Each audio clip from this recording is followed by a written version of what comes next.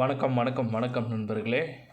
அதாவது செந்தில் பாலாஜியின் மனைவி மேலே, அதாவது மனைவி வந்து பார்த்திங்கன்னா அவங்க மேலே வந்து தொடர்ந்த ஒரு ஆட்கொணர்வு மனு வந்து பார்த்திங்கன்னா ஒரு இறுதி வழக்காக வந்து பார்த்திங்கன்னா இப்போ நடைபெற்றுருக்கு.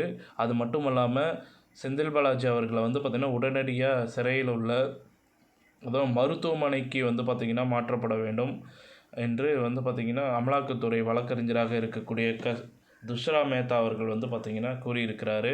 ஏனென்றால் கிட்டத்தட்ட ஒரு 37 நாட்கள் வந்து பார்த்திங்கன்னா ஆகிடுச்சு. இது வரைக்கும் செந்தில் பாலாஜி அவர்களை வந்து 2 நாட்களுக்கு மட்டும்தான் வந்து பார்த்திங்கன்னா அமலாக்கத்துறை அதிகாரிகள் பார்த்துருக்காங்க. அதுக்கப்புறம் வந்து பார்த்திங்கன்னா முதல் நாள் காவேரி மருத்துவமனையில் அனுமதிக்கப்பட்டதும், இரண்டாவதாக உடல் நலத்தை வந்து பார்த்திங்கன்னா விசாரிப்பதற்காக அமலாக்கத்துறை அதிகாரிகள் 103 கேள்விகளையும் வந்து கேட்டிருக்கிறாங்க. அதற்கு எந்த ஒரு பதிலும் செந்தில் பாலாஜி அவர்கள் வந்து பார்த்திங்கன்னா அளிக்கலை.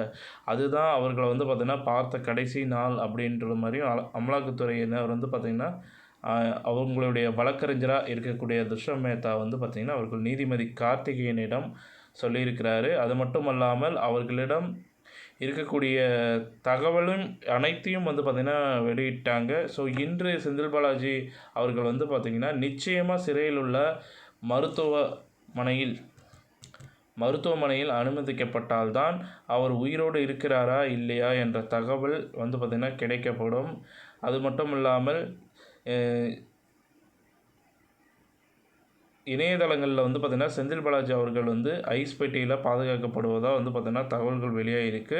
ஸோ இதுவரை வந்து பார்த்திங்கன்னா செந்தில் பாலாஜியின் மனைவி கூட வந்து பார்த்திங்கன்னா செந்தில் பாலாஜி அவர்களை பார்க்கலை அப்படின்ற மாதிரி அமலாக்கத்துறை வழக்கறிஞர் கிருஷ்ணசாமி வந்து பார்த்திங்கன்னா அவங்களுடைய வாதங்களையும் வந்து பார்த்திங்கன்னா முன் வச்சிருக்கிறாங்க. ஸோ அதன் பின்பு வந்து பார்த்திங்கன்னா வெளியான தகவல்களாக பார்க்கும் பொழுது திருச்சியில் நடைபெற்ற 37 நாட்கள், அதாவது சிகிச்சை வந்து பார்த்திங்கன்னா நடைபெற்ற ஒரு 37 நாட்கள் ஆகியிருந்தும் இதுவரை வந்து பார்த்திங்கன்னா விசாரிக்க முடியலை. ஸோ அதுக்கு மாற்றுக்கருத்தாக கை கால்களில் வந்து பார்த்திங்கன்னா காயங்கள் இருப்பதாகவும் இதுவரை வந்து பார்த்திங்கன்னா மருத்துவர்கள் சொல்லிகிட்டு இருந்தாங்க. ஸோ மிக மிக மோசமான நிலையில் காவேரி மருத்துவர்கள் திமுகவுக்கு உடந்தையாக வந்து செயல்பட்டு வருவதாகவும் தகவல்கள் வெளியாகிருக்கு. ஸோ ஏற்கனவே இருதய அறுவை சிகிச்சை என்பது ஒரு வாரம் அல்லது 2 வாரங்கள் தான் வந்து பார்த்திங்கன்னா அரசு மருத்துவமனையில் இருந்து அதுக்கப்புறம் தனியார் மருத்துவமனைக்கு மாற்றினாங்க. ஸோ மாற்றின பின்பு அவங்க வந்து நல்லபடியாக பார்த்துக்கிட்டு இருக்கோம் அப்படின்ற மாதிரி தகவல் சொல்லியிருந்தாங்க. கிட்டத்தட்ட 37 நாட்கள், ஒரு மாதத்தை தாண்டிடுச்சு.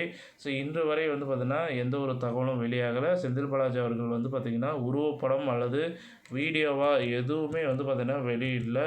அது மட்டும் இல்லாமல் எதற்காக என்ன காரணம், தினந்தோறும் அவர்களை வந்து பாதுகாப்பதற்காக சுகாதாரத்துறை அமைச்சரும் சுப்பிரமணியம் அவர்கள் வந்து பார்த்திங்கன்னா அவருடைய காவலில் இருக்கிறதாகவும், எதற்காக அமலாக்கத்துறை வழக்கறிஞர் துஷ்ரா மேத்தா அவர்களின் கேள்விகளுக்கு வந்து பார்த்திங்கன்னா எதிர்க்கட்சி வழக்கறிஞர் வந்து பார்த்திங்கன்னா இளங்கோ அவர்களுக்கு எதிராக ஆதாரங்களையும் திரட்டி உள்ளார் அப்படின்ற மாதிரி துஷ்ரா மேத்தா அவர்கள் வந்து பார்த்திங்கன்னா இந்த நிலையில் செந்தில் பாலாஜி அவர்களின் உயிர் இருக்கா இல்லையா என்ற தகவல் நீதிபதி கார்த்திகேயன் அவர்கள் மருத்துவமனையை வந்து பார்த்திங்கன்னா சிறையில் உள்ள மருத்துவமனையில் பார்ப்பதற்கு அனுமதிக்க வேண்டும். அதாவது இளங்கோ வந்து பார்த்திங்கன்னா இது வரைக்கும் ஆப்போசிட்டில் வந்து பார்த்திங்கன்னா வாதங்களை முன் வச்சிட்ருக்காரு. அது மட்டும் இல்லாமல் அமலாக்கத்துறையின் வழக்கறிஞர் என்ன சொல்கிறாரா பார்க்கும் பொழுது, செந்தில் பாலாஜி நாங்கள் வந்து உடனடியாக பார்க்கணும், அதுக்கு வந்து என்ன உத்தரவு கொடுக்கணும் அந்த உத்தரவு கொடுங்க, செந்தில் பாலாஜி நாங்கள் உயிரோடு இருக்காரா இல்லையன்றதை நாங்கள் பார்த்தே ஆகணும் அப்படின்ற மாதிரி கேள்விகள் எழுப்பிட்டுருக்காங்க. ஸோ அடுத்தடுத்து என்ன நடக்குதுன்றதை பொறுத்திருந்து பார்ப்போம். நன்றி, வணக்கம்.